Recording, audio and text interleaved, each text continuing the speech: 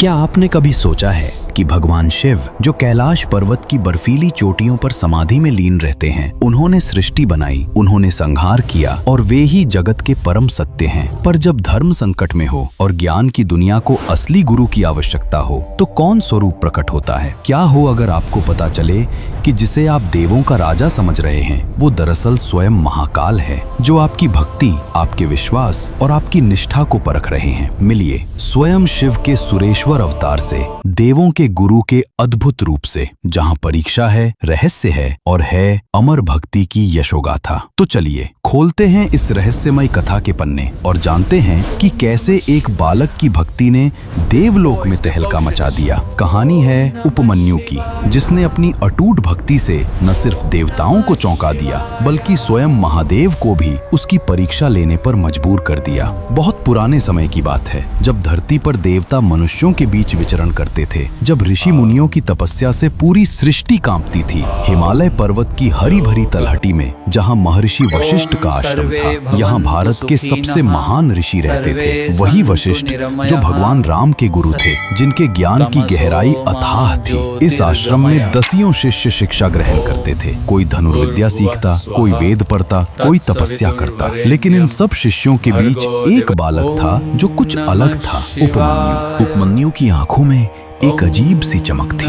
वो बाकी बच्चों की तरह खेलता कूदता नहीं था। उसके होठों पर हमेशा ओम नमः शिवाय का जाप चलता रहता। जब दूसरे बच्चे सोते तो उपमन्यु जागकर शिव का ध्यान करता। आश्रम के दूसरे शिष्य अक्सर आपस में फुसफुसाते, ये उपमन्यु बस भगवान शिव की भक्ति में लीन रहता है। लेकिन किसी को नहीं पता था कि उपमन्यु के भीतर क्या चल रहा था। किसी को नहीं पता था कि इस साधारण से दिखने वाले बालक की भक्ति इतनी प्रबल होगी कि देवलोक में हलचल मच जाएगी। उपमन्यु का बचपन साधारण नहीं था। उसकी माँ का साया बहुत जल्दी उसके सिर से उठ गया था। माँ के जाने के बाद उपमन्यु को उसके पिता ने महर्षि वशिष्ठ के आश्रम में भेज दिया था। पिता स्वयं एक साधु थे और वे जानते थे कि गुरु वशिष्ठ के पास ही उपमन्यु का भविष्य सुरक्षित है। लेकिन एक छोटे बच्चे के लिए माँ का प्यार, माँ की गोद, माँ का दूध, ये सब कितने महत्वपूर्ण होते हैं। उपमन्यु को अक्सर अपनी माँ की याद आती। वो रात में अकेले रोता, लेकिन किसी से कहता नहीं था। एक दिन आश्रम में कुछ शिष्यों को गायों का दूध मिला। उपमन्यु ने भी अपने गुरु से दूध मांगा। गुरु वशिष्ठ ने प्यार से समझाया, बेटा, आश्रम में सबको समान भोग नहीं मिलता। यहाँ तपस्या और संयम सबसे बड़ा आहार है। दूध सीमित है और उसे उन शिष्यों को दिया जाता है जिन्हें शारीरिक बल की सबसे ज्यादा जरूरत है। उपमन्यु ने गुरु की बात मान ली। उसने कुछ नहीं कहा, बस चुपचाप अपने स्थान पर लौट गया। लेकिन उसके मन में एक प्रश्न उठा, क्या मैं इतना कमजोर हूँ कि मुझे दूध भी नहीं मिल सकता? उस रात उपमन्यु नदी के किनारे बैठकर रोया। उसे अपनी माँ की याद आई। वो सोचने लगा, अगर माँ होती तो मुझे दूध मिलता, मुझे प्यार मिलता। लेकिन तभी उसके मन में एक विचार कौंधा। उसने आकाश की ओर देखा और मन ही मन बोला, अगर इस दुनिया में मुझे कोई नहीं तो मैं भगवान शिव की शरण में जाऊंगा। वही मेरे माता है, वही मेरे पिता है और वही मेरे गुरु है। उसी रात से उपमन्यु ने घनघोर तपस्या शुरू कर दी। उसने प्रण किया कि वो बिना खाए पिए, बिना सोए केवल भगवान शिव का ध्यान करेगा, जब तक कि भगवान उसे दर्शन नहीं देते। दिन बीतते गए। 1 दिन, 2 दिन, 3 दिन। उपमन्यु ने कुछ नहीं खाया। उसके शरीर में कमजोरी आने लगी, लेकिन उसका मन अडिग था। गुरु वशिष्ठ को जब ये पता चला तो वे चिंतित हो गए। उन्होंने उपमन्यु को बुलाया और पूछा, बेटा, तुम कुछ खा क्यों नहीं रहे? तुम्हारा शरीर कमजोर हो रहा है। गुरुदेव, मैं भगवान शिव की तपस्या कर रहा हूँ। मुझे उनके दर्शन चाहिए। जब तक वे मुझे दर्शन नहीं देंगे, मैं कुछ नहीं खाऊंगा। गुरु वशिष्ठ समझ गए कि ये बालक कोई साधारण बालक नहीं है। उन्होंने कहा, ठीक है बेटा, लेकिन ध्यान रखना, तपस्या का मार्ग बहुत कठिन है। तुम्हें कई परीक्षाओं से गुजरना होगा। मैं तैयार हूँ गुरुदेव। उसी रात से उपमन्यु आश्रम से दूर एक पहाड़ी पर चला गया। वहाँ एक छोटी सी गुफा थी, जहाँ वो बैठकर ध्यान करने लगा। दिन बीतते गए, हफ्ते बीतते गए, महीने बीतते गए। उपमन्यु का शरीर सूखकर टाटा हो गया, लेकिन उसकी आत्मा और मजबूत होती गई। उसके होठों पर लगातार ओम नमः शिवाय का जाप चलता रहा। उपमन्यु की तपस्या इतनी प्रबल थी कि उसकी तरंगे स्वर्ग तक पहुंच गईं। देवराज इंद्र अपने सिंहासन पर बैठे थे। अचानक उन्हें अपने सिंहासन में एक कंपन महसूस हुआ। वे चौंक गए। इंद्र ने अपने मंत्री से पूछा, ये क्या है? मंत्री ने कहा, देवराज, पृथ्वी पर एक बालक घनघोर तपस्या कर रहा है। उसकी तपस्या इतनी शक्तिशाली है कि देवलोक तक उसकी तरंगे पहुंच रही हैं। इंद्र घबरा गए। उन्हें याद आया कि कैसे कई ऋषियों और राजाओं ने अपनी तपस्या से देवताओं को परेशान किया था और कैसे कुछ तपस्वियों ने अपनी तपस्या के बल पर इंद्र का सिंहासन भी छीन लिया था। इंद्र ने तुरंत देवगुरु बृहस्पति को बुलाया। इंद्र ने कहा, गुरुदेव, पृथ्वी पर एक बालक तपस्या कर रहा है। मुझे डर है कि कहीं उसकी तपस्या से मेरा सिंहासन खतरे में न पड़ जाए। देवराज, ये चिंता की बात है, लेकिन पहले हमें ये देखना होगा कि वो बालक किसकी तपस्या कर रहा है और उसका उद्देश्य क्या है। देवताओं ने अपनी दिव्य दृष्टि से पृथ्वी को देखा। उन्होंने उपमन्यु को देखा, एक दुबला पतला बालक जो गुफा में बैठा ओम नमः शिवाय का जाप कर रहा है। बृहस्पति ने कहा, ये बालक भगवान शिव की तपस्या कर रहा है। इंद्र की चिंता और बढ़ गई। अगर भगवान शिव इस बालक से प्रसन्न हो गए तो वे इसे कुछ भी वरदान दे सकते हैं, और अगर इसने मेरा सिंहासन मांग लिया तो। बृहस्पति ने कहा, देवराज, हमें भगवान शिव के पास जाना होगा। केवल वही इस स्थिति को संभाल सकते हैं। देवराज इंद्र और देवगुरु बृहस्पति अपने दिव्य विमान में बैठकर कैलाश पर्वत की ओर चल पड़े। कैलाश पर्वत, जहां बर्फ की सफेद चादर बिछी रहती है, जहां हवा में दिव्यता का अनुभव होता है और जहां स्वयं महादेव शिव विराजमान रहते हैं। जब इंद्र और बृहस्पति कैलाश पहुंचे तो उन्होंने देखा कि भगवान शिव समाधि में लीन हैं। उनके बगल में माता पार्वती बैठी हैं और नंदी महाराज द्वार पर पहरा दे रहे हैं। नंदी ने देवताओं को देखा और कहा, प्रभु समाधि में है, आपको प्रतीक्षा करनी होगी। लेकिन इंद्र की बेचैनी बढ़ती जा रही थी। उन्होंने नंदी से विनती की, ये बहुत जरूरी है, कृपया भगवान शिव को हमारे आने की सूचना दें। नंदी अंदर गए और भगवान शिव को बताया। शिव ने अपनी समाधि तोड़ी और मुस्कुराते हुए कहा, देवराज को अंदर भेजो। शिव ने पूछा, क्या बात है देवराज, तुम इतने चिंतित क्यों लग रहे हो? प्रभु, पृथ्वी पर एक बालक आपकी घनघोर तपस्या कर रहा है। उसकी तपस्या इतनी शक्तिशाली है कि देवलोक में कंपन हो रहा है। तुम्हें डर है कि वो बालक तुम्हारा सिंहासन मांग लेगा? इंद्र ने शर्मिंदगी से सिर झुका लिया। देवराज, डर सबसे बड़ी कमजोरी है, लेकिन तुम्हारी चिंता जायज है। मैं उस बालक की परीक्षा लूंगा। माता पार्वती ने कहा, प्रभु, लेकिन वो तो एक छोटा बालक है, आप उसकी परीक्षा क्यों लेंगे? शिव ने मुस्कुराते हुए कहा, देवी, सच्ची भक्ति की कोई उम्र नहीं होती, और जो सच्चा भक्त होता है तो मैं उसे वो वरदान दूंगा जो किसी और को नहीं दिया। भगवान शिव ने अपना रूप बदलने का निर्णय लिया। उन्होंने सोचा, अगर मैं अपने असली रूप में जाऊंगा तो उपमन्यु मुझे पहचान जाएगा, लेकिन अगर मैं किसी और के रूप में जाऊंगा तो मैं उसकी असली भक्ति परख सकूंगा। शिव ने देवराज इंद्र का रूप धारण किया। वे सुरेश्वर बन गए, देवों के स्वामी, स्वर्ग के राजा। अब वे दिखने में बिल्कुल इंद्र की तरह थे, सुनहरे वस्त्र, मुकुट और हाथ में वज्र, लेकिन उनकी आंखों में वही दिव्यता थी जो महादेव की होती है। शिव ने पार्वती से कहा, देवी, मैं पृथ्वी पर जा रहा हूँ, उपमन्यु की परीक्षा लूंगा। पार्वती ने मुस्कुराते हुए कहा, प्रभु, आपकी लीलाएं अद्भुत हैं।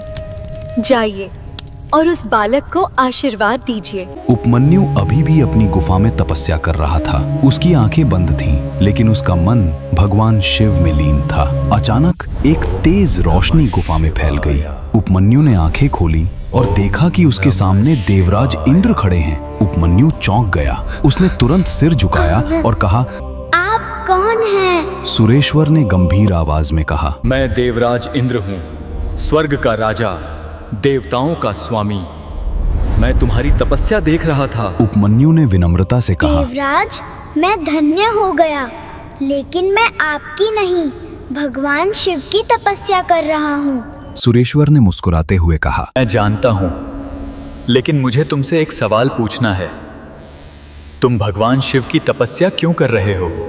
तुम तो एक छोटे बालक हो, तुम्हें खेलना चाहिए, पढ़ना चाहिए, जीवन का आनंद लेना चाहिए।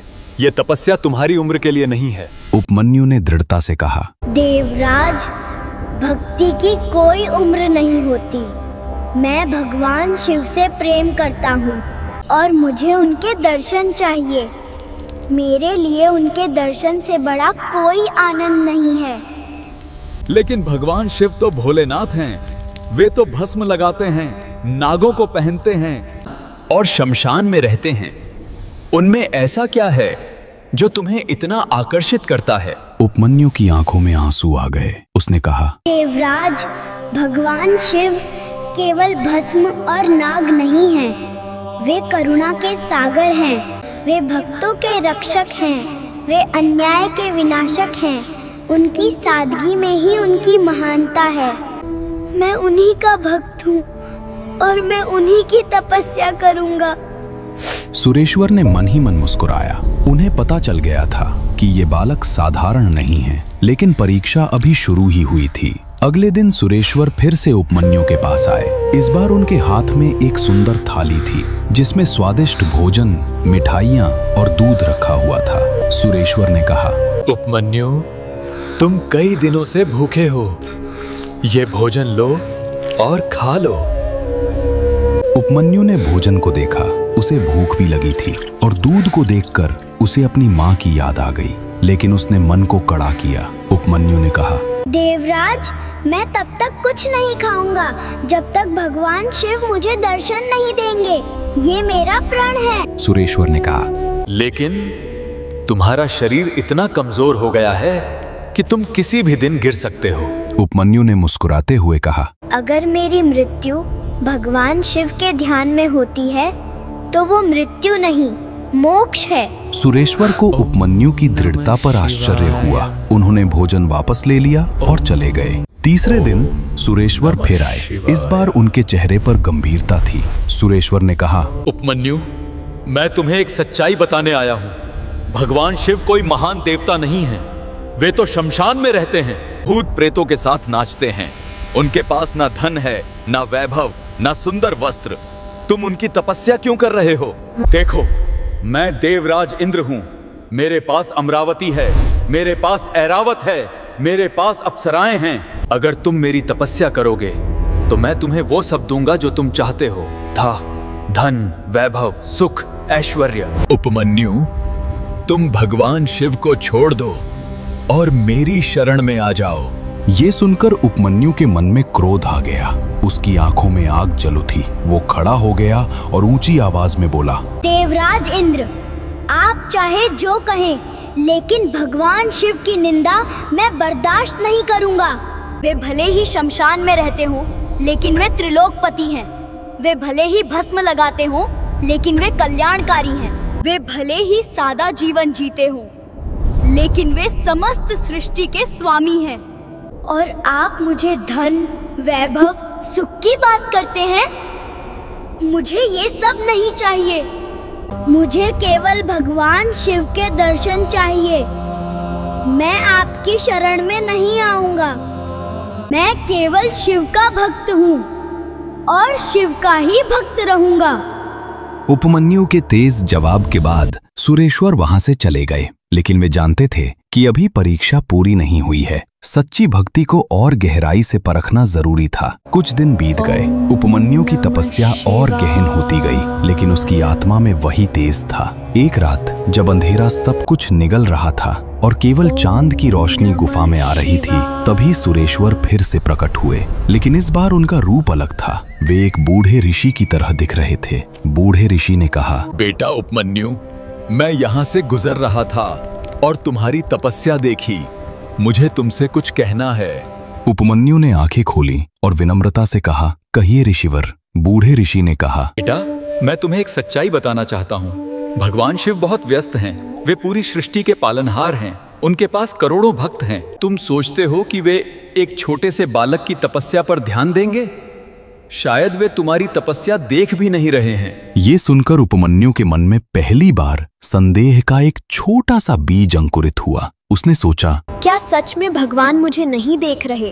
क्या मेरी तपस्या व्यर्थ है? लेकिन अगले ही पल उसने अपने मन को झिड़क दिया, नहीं, मैं भगवान शिव पर संदेह नहीं करूंगा। वे सर्वज्ञ हैं, वे सब देखते हैं। मेरी तपस्या व्यर्थ नहीं जाएगी। उपमन्यु ने बूढ़े ऋषि से कहा, ऋषिवर, आप गलत हैं। भगवान शिव भले ही व्यस्त हों, लेकिन वे अपने भक्तों को कभी नहीं भूलते। वे हर भक्त की पुकार सुनते हैं, चाहे वह भक्त कितना भी छोटा हो।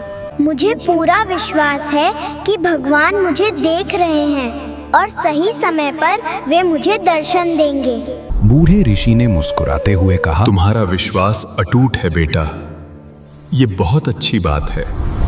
और वे गायब हो गए। अगले दिन जब सूरज की पहली किरणें गुफा में आईं, उपमन्यु ने अपनी आंखें खोली और उसने जो देखा वह उसे चौंका दिया। गुफा के बाहर एक सुंदर महल खड़ा था। महल के द्वार पर सुंदर नौकर खड़े थे और महल के अंदर से संगीत की मधुर ध्वनि आ रही थी। एक नौकर ने उपमन्यु से कहा, राजकुमार, ये महल आपके लिए बनाया गया है। आपकी तपस्या से प्रभावित होकर देवताओं ने ये महल आपको उपहार में दिया है।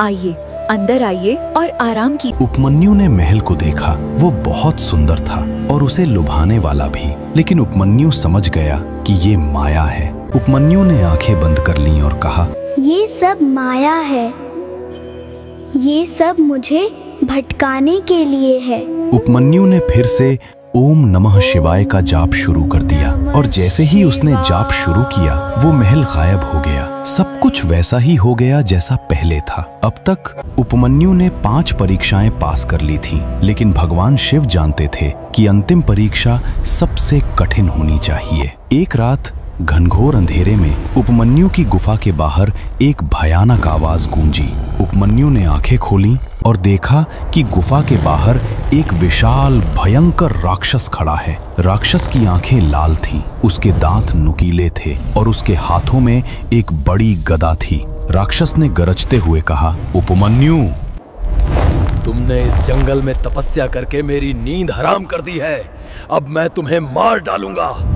कोई भी साधारण इंसान इतने भयंकर राक्षस को देखकर डर जाता, लेकिन उपमन्यु के चेहरे पर कोई भय नहीं था। उपमन्यु ने शांति से कहा, तुम जो भी हो, मुझे मारना चाहते हो तो मार दो, लेकिन मैं अपनी तपस्या नहीं छोड़ूंगा। भगवान शिव मेरे रक्षक हैं और अगर वे चाहेंगे तो तुम मुझे छू भी नहीं सकते। राक्षस ने गुस्से में अपनी गदा उठाई और उपमन्यु की ओर फेंकी, लेकिन गदा उपमन्यु तक पहुंचने से पहले ही हवा में रुक गई और गायब हो गई। राक्षस चौंक गया। उसने फिर से हमला करने की कोशिश की, लेकिन हर बार उसका हथियार हवा में गायब हो जाता। आखिरकार राक्षस ने कहा, तुम्हारी भक्ति ने तुम्हें एक अदृश्य सुरक्षा कवच दे दिया है। मैं तुम्हें नहीं मार सकता।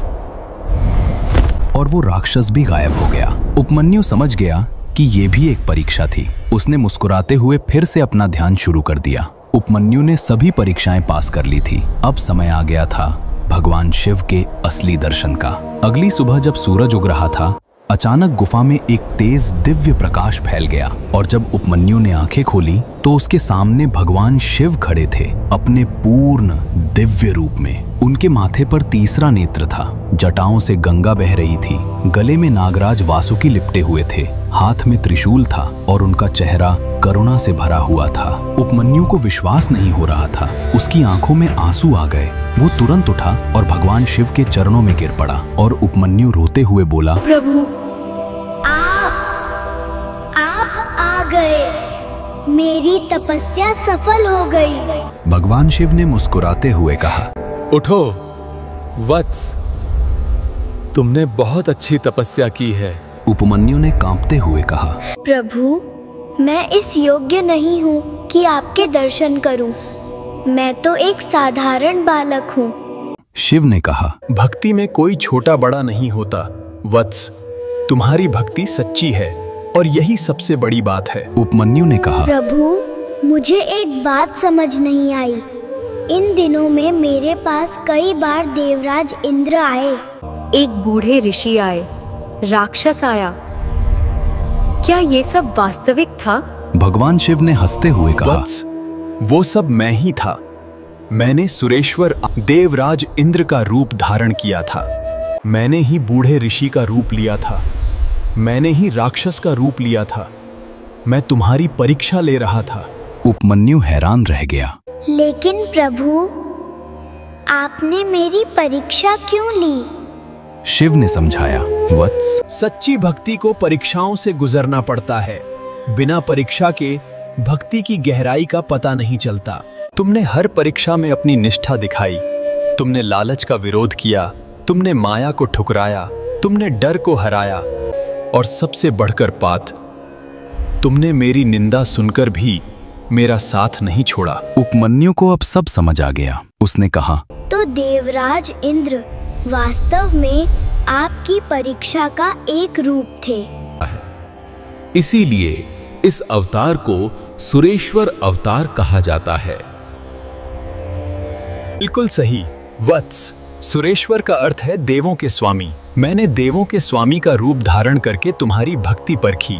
भगवान शिव ने कहा, वत्स उपमन्यु, अब मांगो, तुम्हें क्या वरदान चाहिए? उपमन्यु ने विनम्रता से कहा, मुझे कोई भौतिक वरदान नहीं चाहिए, मुझे बस आपकी भक्ति चाहिए, आपका आशीर्वाद चाहिए। शिव मुस्कुराए। यही सच्चे भक्त की पहचान है।